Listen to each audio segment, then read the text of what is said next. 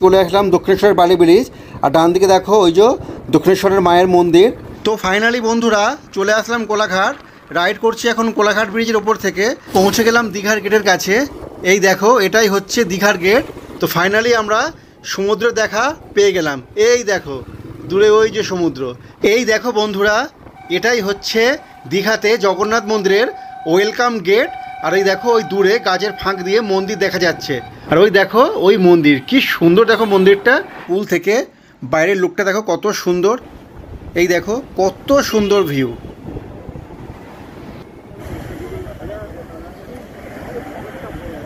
Good morning friends, আমি জয়ন্ত। তোমাদের সবাইকে ওয়েলকাম জানাচ্ছি আমার ইউটিউব চ্যানেল রোড সানরাইজে। আজকে আমার গন্তব্য স্থান দীঘা। আর তোমরা সকলেই জানো বর্তমানে দীঘার জনপ্রিয় স্থান হলো দীঘার জগন্নাথ মন্দির। মন্দির ছাড়াও আমি কোন কোন জায়গায় যাব তোমাদের সাথে রাস্তায় আলোচনা করব। তো চলো বন্ধুরা, তোমাদের সঙ্গে দেখা হচ্ছে মোটর ব্লগিং সেটআপে। মা আসছি। জয় জগন্নাথ, জয় মা দুর্গা, ওম নমঃ শিবায়।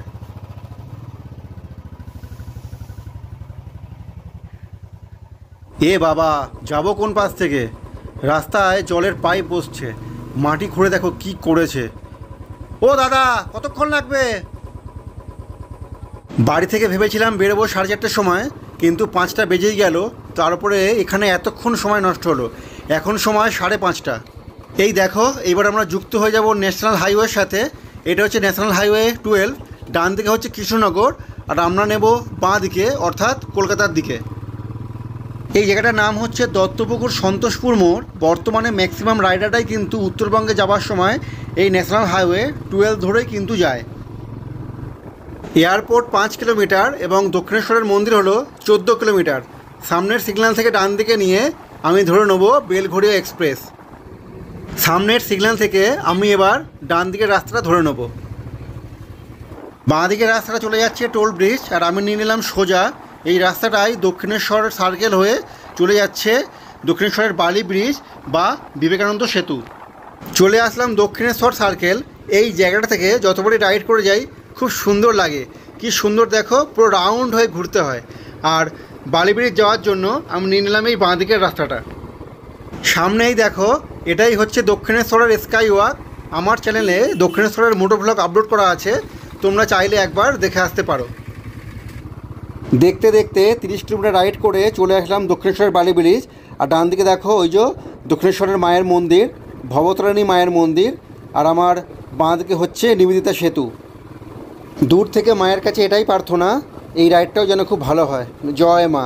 আর এই দেখো ডান দিকে হচ্ছে রেল লাইন, কিন্তু এখান থেকে আমি কোনো দিন রাইড করে যাওয়ার সময় ট্রেন গাড়ির দেখা পাইনি। আবার আমি যুক্ত হয়ে গেলাম হাইওয়ের সাথে, কারণ বালি ব্রিজের ওই রাস্তাটা ছিল পিডাব্লিউডি রোড। রাস্তায় কী কারণে এত জাম ঠিক বলতে পারছি না।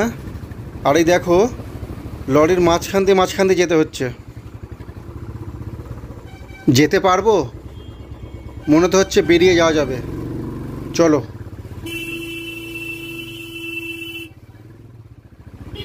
বেরিয়ে আসলাম। ডান দিকেরটা হচ্ছে দিল্লি রোড, আর আমি নিলাম বাঁ দিকে। এটা হচ্ছে চেন্নাই, মুম্বাই, দীঘা, খড়গপুর, কোলাঘাট রোড। আর এই দেখো রাস্তায় গাড়ির চাপ প্রচণ্ড রয়েছে। কী কারণে এত চাপ বুঝতে পারছি না। কোনা এক্সপ্রেস 85 কিলোমিটার, খড়গপুর 116 এবং মুম্বাই হলো 1973 কিলোমিটার। দেখে তো মনে হচ্ছে কারোর জন্মসাল। কোলাঘাটের বোর্ডও দেখতে পেয়ে গেলাম। এখান থেকে কোলাঘাটের দূরত্ব 55 কিলোমিটার এবং খড়গপুর হলো 115 কিলোমিটার। খড়গপুর সোজা, আর এটা হলো NH16। বন্ধুরা, আমার বাড়ি থেকে দীঘার দূরত্ব 210 কিলোমিটার। তোমাদের রুট প্ল্যানটা জানিয়ে রাখছি। তোমরা দেখলে আমি দক্ষিণেশ্বর বালি ব্রিজ পেরিয়ে এখন যাচ্ছি ধুলাগড়ের দিকে। ধুলাগড় থেকে উলুবেড়িয়া, বাগনান হয়ে চলে যাব কোলাঘাট, এবং কোলাঘাটের পর মেচেদা, তমলুক হয়ে চলে যাব নন্দকুমার, এবং নন্দকুমারের পর আসবে কন্টাই, চণ্ডীপুর এবং চাউলখোলা হয়ে চলে যাব সোজা দীঘা। একদম ইজি রুট। এখন রাইড করছি ডোমজুড়ের ওপর দিয়ে। বন্ধুরা দেখো রাস্তায় কিন্তু গাড়ির চাপ এখনও ভালোই রয়েছে। আর আবহাওয়াটাও দেখো পুরো মেঘলা হয়ে আছে, কারণ ভোর অনেকক্ষণই হয়েছে, কিন্তু সূর্যের আলো এখনও ভালোভাবে ওঠেনি। যে কোনো মুহূর্তে বৃষ্টি চলে আসতে পারে। বন্ধুরা চলে আসলাম আজকে জার্নির প্রথম toll plaza, Dhulagarh toll plaza. যেহেতু আমি দক্ষিণেশ্বরের বালি ব্রিজ হয়ে এসেছি, সেই জন্য এইটা হলো আমার কাছে প্রথম টোল প্লাজা। আর তোমরা যারা দ্বিতীয় হুগলি সেতু হয়ে আসবে তোমাদের কাছে এইটা হবে দ্বিতীয় টোল প্লাজা। এই টোল প্লাজাটা চলতি নাম ধুলাগড় টোল প্লাজা হলেও এর আসল নাম হলো জলা ধুলাগুড়ি টোল প্লাজা। সাবাস বেটা, যেভাবে খুশি রাস্তা পার করতে পারলেই হলো। রানীহাটি বাজারের এই সিগন্যালটা একটু দেখে ক্রস করবে। শুধু এই সিগন্যালটা না, যখনই কোনো সিগন্যাল ক্রস করবে তখনই একটু সতর্ক হয়ে রাইড করবে। প্রায় 70 কিলোমিটার রাইড করে চলে আসলাম উলুবেড়িয়া। এই উলুবেড়িয়ার ওপর দিয়ে অনেকবারই রাইড করে গেছি। এই দেখো বন্ধুরা, ডান দিকে যে নীল সাদা বিল্ডিংগুলো দেখছো, এই বিল্ডিংগুলো দেখলেই বোঝা যায় যে উলুবেড়িয়া চলে এসেছি। আমি যখন প্রথমবার বাইকে নিয়ে দীঘা গেছিলাম সেইবারে শুধু দীঘার মোহনা এবং উদয়পুর ভিজিট করেছিলাম এবং তোমাদের বলেছিলাম নেক্সট বার যখন বাইক নিয়ে দীঘায় আসবো তখন আমি দীঘার ম্যাক্সিমাম জায়গা ভিজিট করব। তাই কিন্তু এইবারে আমার প্ল্যান রয়েছে দীঘার তালসারি, উদয়পুর, শঙ্করপুর, মোহনা, তাজপুর, এই সব জায়গা। এই দেখো উলুবেড়িয়া হচ্ছে বাঁ দিকে আর খড়গপুর চলে গেছে সোজা। 58 গেট খুব সুন্দর একটা পিকনিক স্পট। আমার চ্যানেলে 58 গেটের ভিডিও আপলোড করা আছে। এই দেখো এই দিকের রাস্তাটা, এই বাঁ দিকের রাস্তাটা চলে যাচ্ছে 58 গেট। আর এই দেখো সামনে হচ্ছে নিমদিঘি বাস স্ট্যান্ড। এই দেখো এইটা হচ্ছে নিমদিঘি বাস স্ট্যান্ড। এই নিমদিঘি বাস স্ট্যান্ড থেকেই রাস্তাটা চলে যাচ্ছে 58 গেটের দিকে। তোমরা চাইলে একবার দেখে আসতে পারো। 58 গেটের ভিডিও মোটো ব্লগ আমার চ্যানেলে কিন্তু আপলোড করা আছে। ক্রস করছি বাগনান। এখান থেকে কোলাঘাটের দূরত্ব আর 10 কিলোমিটার। আর দেখতেই পাচ্ছ রোদ্দুর কিন্তু এখনও ভালোভাবে ওঠেনি, আকাশ কিন্তু এখনও মেঘলা মেঘলা রয়েছে। তো বন্ধুরা, এখান থেকে আর 10 কিলোমিটার রাইড করার পরে কিন্তু আমরা পৌঁছে যাব কোলাঘাটে। রাস্তার দুপাশের এই গাছগুলোকে দেখলেই বোঝা যায় যে কোলাঘাটের ব্রিজ আসতে চলেছে। সত্যিই তাই, ওই দেখো সামনে দেখা যাচ্ছে কোলাঘাট ব্রিজ। তো ফাইনালি বন্ধুরা চলে আসলাম কোলাঘাট। রাইড করছি এখন কোলাঘাট ব্রিজের ওপর থেকে। আর এই দেখো নিচ থেকে বয়ে গেছে, তোমরা সকলেই জানো, রূপনারায়ণ নদী। আর ওই দেখো দূরে ওইটা হচ্ছে কোলাঘাট রেল ব্রিজ, কিন্তু রেলগাড়ি দেখা আমি এবারেও পেলাম না। আর ওই একদম দূরে ওইটা হচ্ছে কোলাঘাট তাপবিদ্যুৎ কেন্দ্র। আর এই ব্রিজের ডান দিকে আছে কোলাঘাট ইলিশ প্রকল্প। বন্ধুরা তোমরা শুধু নদীর জলটা দেখো, দুপাশে দেখো পুরো জলে পরিপূর্ণ, কত জল দেখো। এখানে মেনলি দাঁড়ানোর কারণ ছিল রূপনারায়ণ নদীর জলটা তোমাদের দেখানোর জন্য। কারণ তোমরা দেখতেই পেলে বর্ষাকালে নদীর রূপ পুরো বদলে যায়। ডান দিকে হচ্ছে কোলাঘাট শেরে পাঞ্জাব। আর ইন্ডিয়ান ফ্ল্যাগটা দেখো কত সুন্দর দেখতে লাগছে, হাওয়ায় উঠছে, কি সুন্দর দেখতে লাগছে। ফেরার সময় ভাবছি যদি ভিড় কম থাকে তাহলে শেরে পাঞ্জাবে ঢুকবো। বন্ধুরা এই রাস্তাটা সোজা চলে যাচ্ছে খড়গপুর, বালাসোর, উড়িষ্যা। আর এখান থেকে আমি বাঁ দিকে নিয়ে নেব। বাঁ দিকে হচ্ছে নন্দকুমার, হলদিয়া, দীঘা। এতক্ষণ রাইড করছিলাম NH 16 ওপর দিয়ে। আর এইবার আমি বাঁ দিকে নিয়ে ধরে নিলাম NH 116। এই দিকের রাস্তা থেকেও খড়গপুর যাওয়া যাবে, কিন্তু অনেকটা ঘুর হবে। তাই খড়গপুর যাওয়ার জন্য বেস্ট রুট হচ্ছে ওইটা। আর তোমরা যারা পুরী যাবে তোমাদের পুরী যাওয়ার জন্যও কিন্তু ওই NH 16 দিয়ে যেতে হবে। আর এই দেখো এই ব্রিজটা শেষ হওয়ার পরে ডান দিকে একটা মন্দির আছে, মন্দির কাম বাড়ি। দেখো কত সুন্দর, এই দেখো কি সুন্দর, দেখো বাড়িটা খুব সুন্দর বানিয়েছে, খুব সুন্দর। এটা হচ্ছে কলকাতা হলদিয়া রোড। সামনে দেখো ওই বাসটা যাচ্ছে, আমাদের ওই সোজা যেতে হবে দীঘা যাওয়ার জন্য। আর এই দেখো সামনে কত বাম্পার দেখো। আর এই দেখো এখানে গরু বসে আছে রাস্তার মধ্যে।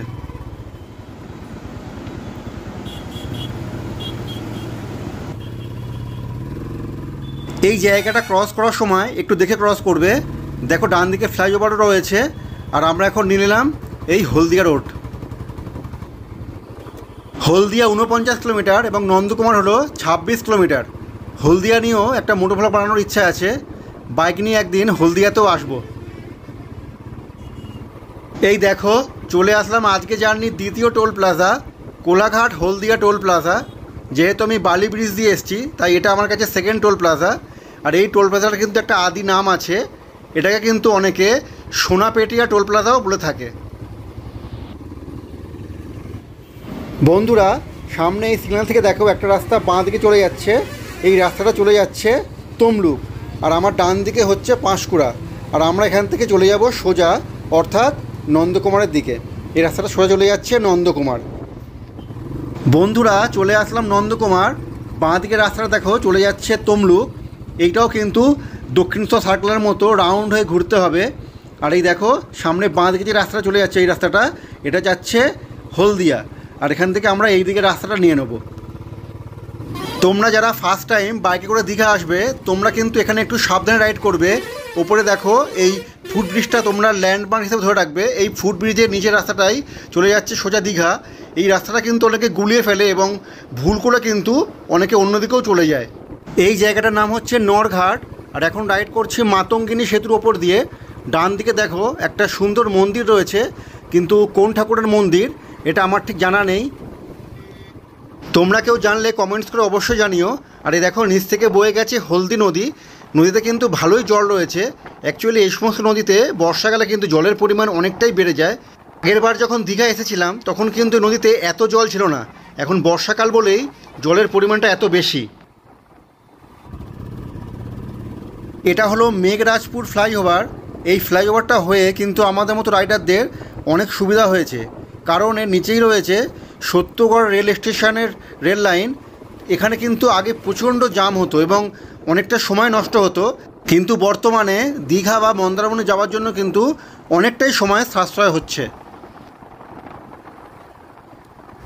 নন্দকুমার পেরিয়ে আমরা একটা জায়গায় এসে দাঁড়িয়েছি ব্রেকফাস্ট করবার জন্য, কারণ আমরা কোলাঘাটে দাঁড়াইনি এবং ধুলাঘাটও দাঁড়াইনি। নন্দকুমার পেরিয়ে আমরা একটা জায়গায় এসেছি, এই জায়গাটার নাম হচ্ছে কাণ্ডবসরা, চণ্ডীপুর।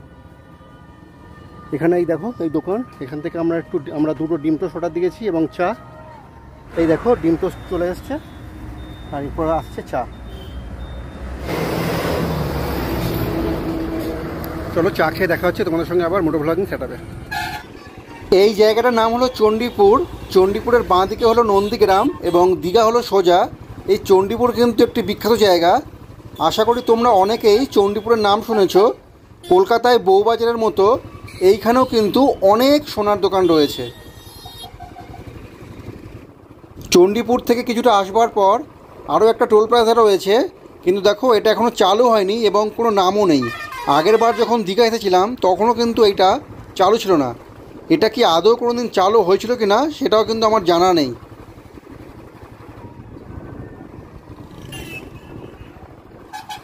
এই জায়গাটার নাম হলো বাজকুল। বাড়ি থেকে এখন অবধি আমি প্রায় 135 থেকে 140 কিলোমিটার রাইড করে ফেলেছি। আর এই বাজকুলের ডান দিকে হলো পটাশপুর এবং সামনে আসছে খেজুরি। রাস্তার দুপাশে ডাবের দোকান মানেই চলে এসেছি নাচিন্দা। বন্ধুরা আমি এখন রাইড করছি নাচিন্দার ওপর দিয়ে, কিন্তু আমি এখন এখানে দাঁড়াবো না। প্রথমবার যখন বাইক নিয়ে দীঘা এসেছিলাম তখন এখানে দাঁড়িয়ে ডাব খেয়েছিলাম। এই জায়গাটার নাম হচ্ছে কালীনগর, আর এটা হলো ক্ষুদিরাম সেতু।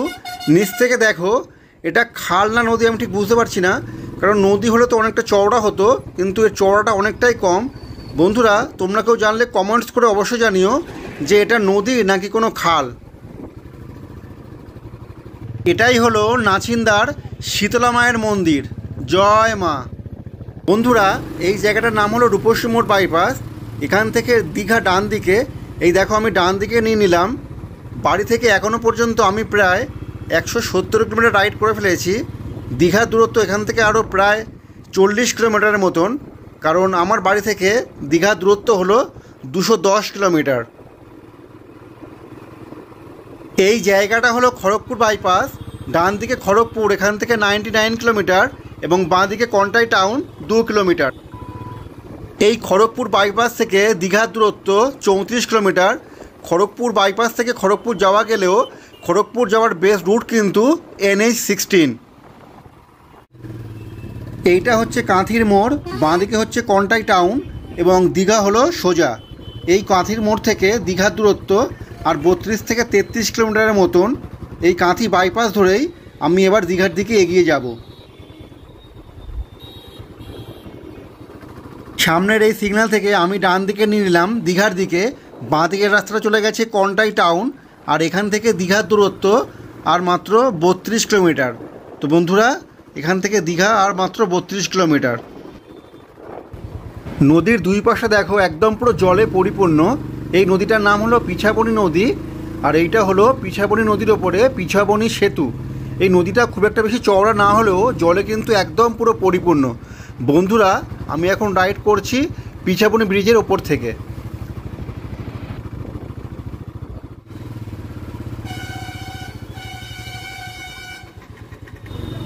চলে আসলাম চাউলখোলা। তোমরা যারা মন্দারমণি যাবে এই চাউলখোলা থেকেই কিন্তু এই বাঁদিকের রাস্তাটা নিতে হবে। এই দেখো এই রাস্তাটা, এখান থেকে মন্দারমণির দূরত্ব 9 কিলোমিটার এবং দীঘার দূরত্ব হলো 20 কিলোমিটার।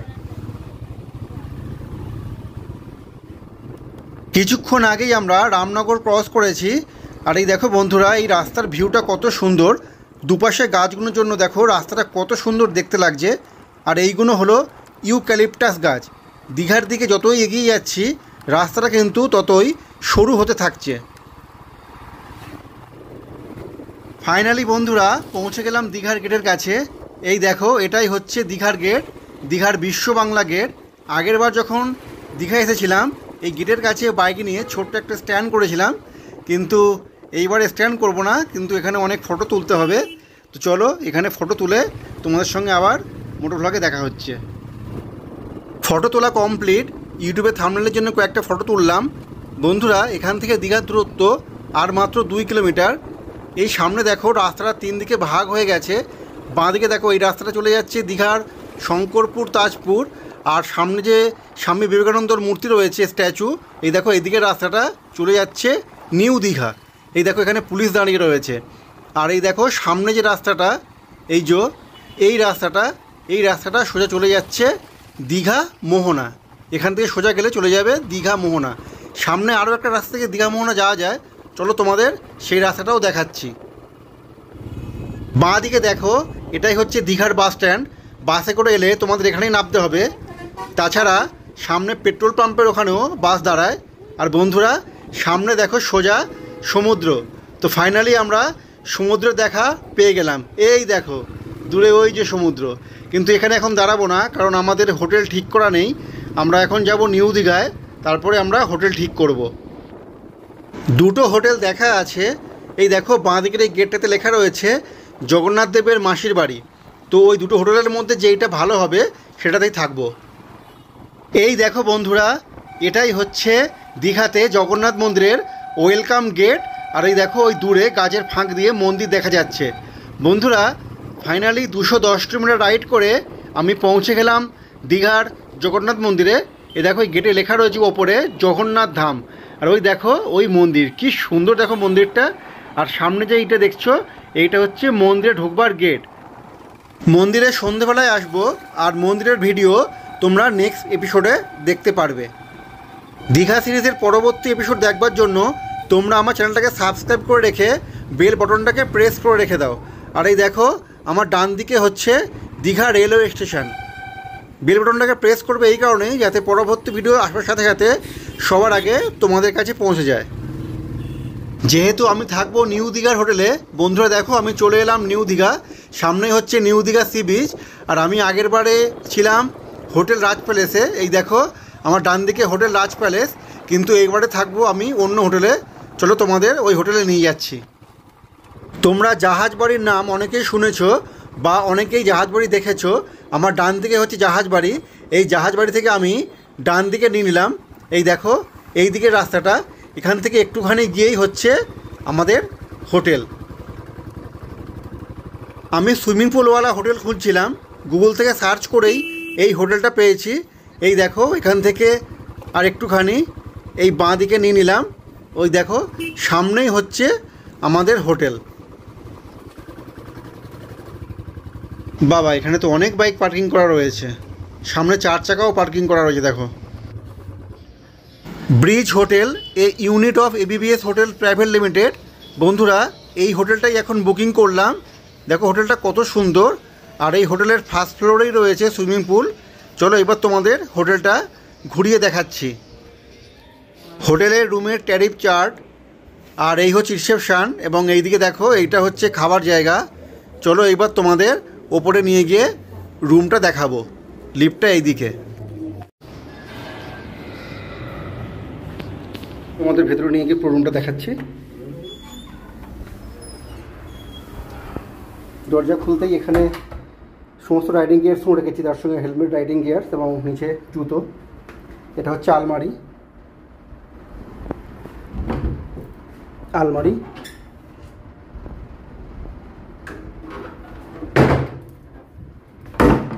এবং এই হচ্ছে দেখো একটা বড় বেড,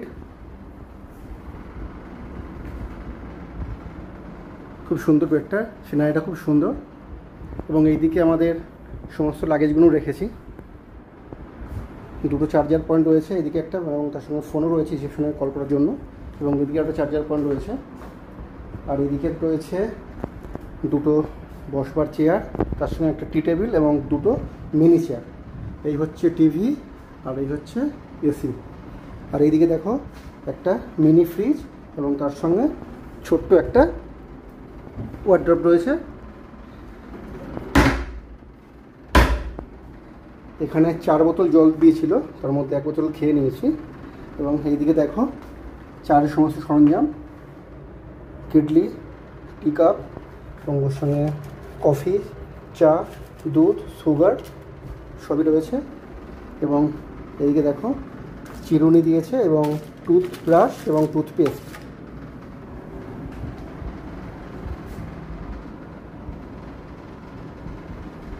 চলো তোমাদের বাথরুমটা দেখাচ্ছি। এই দেখো, এই হচ্ছে বাথরুম, বেসিন, তার সঙ্গে একটা সুন্দর মিরর। দেখো এখানে গিজার রয়েছে, টাওয়াল এবং কোমর। এদিকেও একটা মিরর রয়েছে রুমে। আর এই দেখো বেডটা কিন্তু অনেক বড় সাইজের বেড। সিনারিটা কিন্তু খুব সুন্দর, খুব সুন্দর সিনারিটা দেখো। তো এই হচ্ছে আমাদের রুমটা কেমন হয়েছে তোমরা কমেন্টস করে জানিও। এবং এদিকে ব্যালকনিও রয়েছে।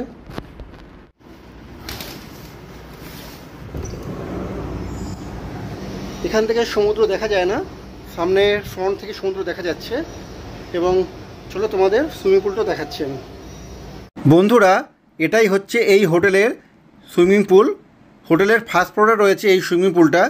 আর পুলের সাইজ কিন্তু যথেষ্টই বড়। আর দেখো এই পুল থেকে বাইরের লুকটা দেখো কত সুন্দর। এই দেখো কত সুন্দর ভিউ। এই হোটেলে কিন্তু জিমও রয়েছে। তোমরা যারা শরীর চর্চা করতে ভালোবাসো তোমরা এখানে এসে কিন্তু শরীর চর্চাও করতে পারবে। বন্ধুরা, চলে আসলাম সমুদ্র দর্শন করতে দীঘার জগন্নাথ মন্দিরে। আমি যাব সন্ধেবেলায় এবং দীঘার সাইট সিন করবো আগামীকাল। তো বন্ধুরা, সেই সমস্ত ভিডিও দেখবার জন্য যারা এখনও সাবস্ক্রাইব করোনি তারা আমার চ্যানেলটাকে সাবস্ক্রাইব করে বেল বটনটাকে প্রেস করে রেখে দাও, যাতে নতুন নতুন ভিডিও আসবার পর সবার আগে তোমাদের কাছে পৌঁছে যায়। খুব তাড়াতাড়ি তোমাদের সঙ্গে দেখা হচ্ছে পরবর্তী ব্লগে। তোমরা ভালো থেকো, সুস্থ থেকো।